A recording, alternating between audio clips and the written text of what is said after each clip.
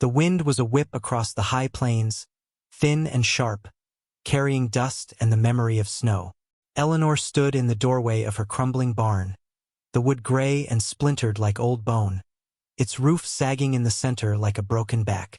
Winter was tightening its grip, and the gaping holes in the barn walls and roof meant the few scrawny chickens and the aging mare inside wouldn't survive the next blizzard. Despair was a cold stone in her gut.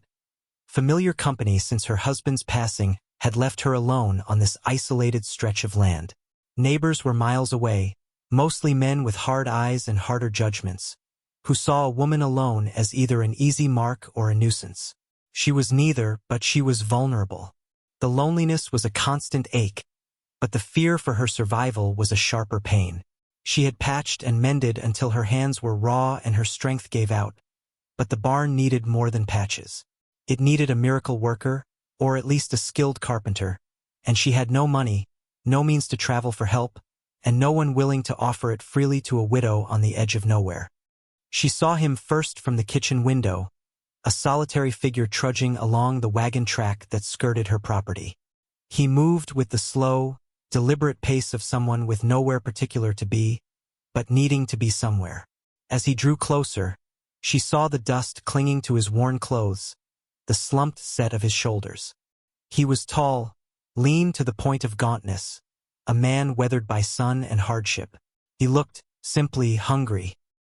He stopped at her fence line, not making a move towards the gate, just standing there, hat pulled low, surveying the desolate homestead.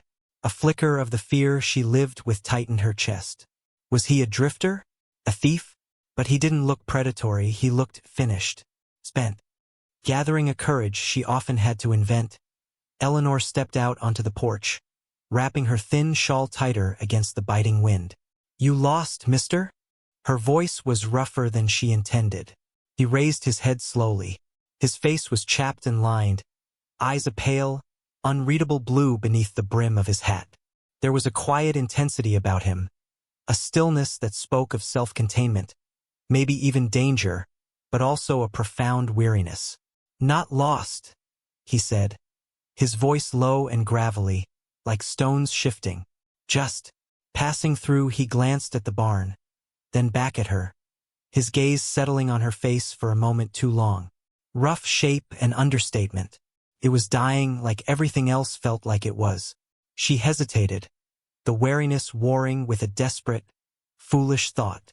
What did she have to lose? Her pride? It had already been stripped away by grief and necessity. "I could use a pair of hands," she said, the words surprising even herself. He didn't react immediately, his gaze steady. "Got no money," she added quickly, preempting the inevitable question. "But I got food. A place by the fire for a night or two. If you know anything about fixing a barn," she trailed off, watching him. He considered this, the pale eyes searching hers. It felt less like an assessment of her offer and more like an assessment of her. Finally, after a silence stretched thin by the wind's whine, he nodded slowly. "Reckon I know some things," he said. "More than passing through, then." For a spell, he pushed off the fence, his movements stiff, and started towards the gate. He didn't smile, didn't offer a name, just a quiet acceptance of a desperate bargain. As he walked past her towards the barn, she saw the way his threadbare coat hung on his frame, the emptiness in his pockets plain to see. He was starving in more ways than one, and she, in her own way, was starving too. Perhaps they could feed each other, just enough to survive. Or perhaps she had just invited a wolf to her door. He didn't talk much. His name, he finally offered after 2 days of labor, was Caleb. Just Caleb. He worked from sunup to sundown, a relentless, silent force. He wasn't just patching, he was rebuilding. He seemed to understand the bones of the structure, how to shore up weaknesses, replace rotten timbers with salvaged what he found scattered on her property or hauled from a copse of trees by the creek bed. His hands, though rough and calloused, moved with a precision that surprised her. He worked with tools she hadn't known she possessed, unearthed from dusty corners of the barn, his own worn belt holding a few essential pieces.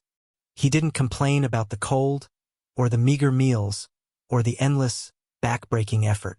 He simply worked, his focus absolute.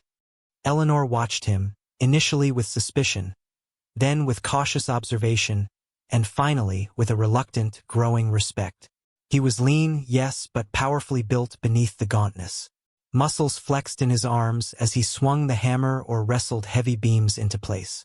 There was a quiet strength about him that went beyond the physical. It was in his steady gaze, the way he faced the biting wind without flinching, the sheer grit that kept him going when any sensible man would have sought easier shelter. She brought him food, stew, cornbread, whatever she could spare. He ate methodically, never rushing, always offering a quiet "thank you, ma'am," when he finished. He never asked for more, never lingered over the meal. His life seemed defined by work and silence. In the evenings, after the last light faded, he would sit by the fire she kept burning in the small cabin, never too close, occupying a corner where the shadows pooled. He wouldn't speak unless spoken to, and even then, his answers were brief. She learned nothing of his past, where he came from or why he was alone. He was a mystery, a man carved from the harsh landscape itself. Yet, in the quiet rhythm of their days, her tending her small patch of ground and the animals, him resurrecting the barn, a fragile sort of connection began to form. It wasn't built on shared stories or easy conversation, but on shared need and unspoken understanding. They were two lost souls finding a temporary harbor in each other's presence. One evening, a storm blew in without warning, a vicious squall of wind and sleet that rattled the cabin windows and threatened to rip the half-repaired roof off the barn. Eleanor paced, wringing her hands, the old fear clawing at her. If the barn collapsed now, after all this, Caleb, who had been sitting silently by the fire, stood up.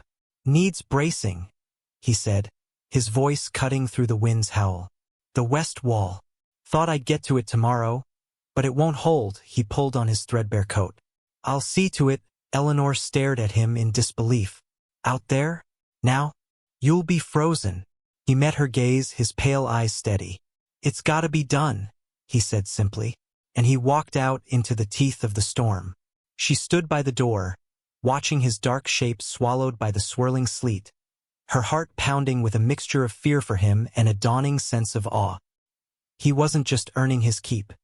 He was fighting for her barn, her livelihood, with a fierce dedication that she hadn't encountered in a long time, if ever. He returned hours later, covered in ice, teeth chattering, but the grim satisfaction in his eyes told her the job was done. He didn't speak of it, just stripped off his frozen coat and sat by the fire, letting the warmth seep back into his bones. In that moment, the last vestiges of her suspicion melted away, replaced by a profound, unsettling gratitude. He was a man of few words, but his actions spoke volumes. He was building more than just a barn. He was building a bridge across her isolation. Their fragile peace was shattered by the arrival of the sheriff and two ranch hands from the Barres, the largest spread in the county. They rode up slow, deliberate, their horses snorting in the crisp air. Eleanor felt a cold dread creep up her spine. The sheriff, a man named Brody with a permanent sneer and a heavy hand, rarely visited unless there was trouble. The ranch hands, two burly men known for their meanness, flanked him like attack dogs. Caleb emerged from the barn, hammer in hand, and stopped, watching them with that same quiet intensity. Eleanor stepped out onto the porch. "Sheriff Brody," she said, trying to keep her voice steady. "What brings you out this way?" Brody dismounted, his gaze sweeping past her to Caleb, then back to the half-repaired barn, a look of contempt on his face. "Got a report," he drawled, his voice oily smooth but with an edge of menace. "Heard you got a stray hanging around. My source says he fits the description of a fellow wanted for rustling up near the territory line. Stole 20 head of prime cattle from the O'Malley place." Eleanor's blood ran cold. Rustling was a hanging offense. She looked at Caleb, whose expression hadn't changed, but whose body had gone utterly still. "He's not a rustler," she said, her voice trembling slightly despite herself. "He's helping me with the barn." Brody chuckled, a harsh, unpleasant sound. "Helping you, is he? Looks more like he's hiding out."